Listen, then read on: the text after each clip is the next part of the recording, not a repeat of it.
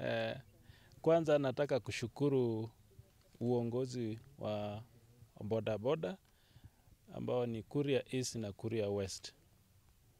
Wamefika hapa kwangu kwa mwaliko wangu.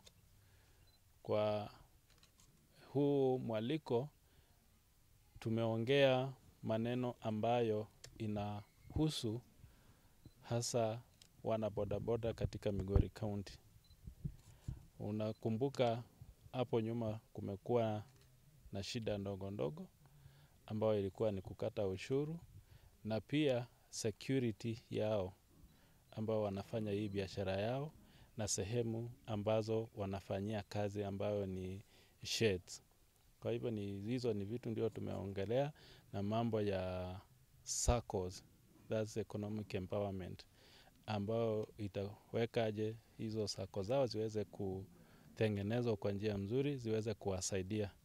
Kwa hivyo tumekubaliana kwamba kila sub-county itaenda kufufua ama kuendeleza SACCO ambazo watafungua, na kama wako nazo tumeelewana jinsi ambayo empower hizo SACCOs ziweze kuwasaidia.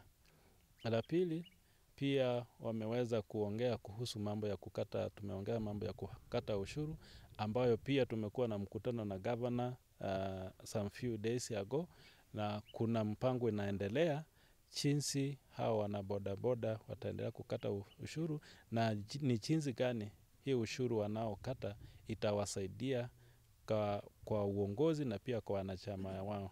Ya pili, pia kwa niaba ya governor nimechukua huu wakati kuwaomba kwamba tutembee pamoja, waweze kutufanya kazi na wao, na kama kuna kitu ambao wanaweza kunufaika katika Migori County, kama wananchi wengine wa Migori County, nimewahakikishia kwamba His Excellency Dr. Chula yako atafanya kila ambayo liko kwa uwezo wako, kwamba katika uongozi wake unahusisha wanabodaboda ambao wanahitaji uongozi wake tabibu. Ni hiyo tumeongea.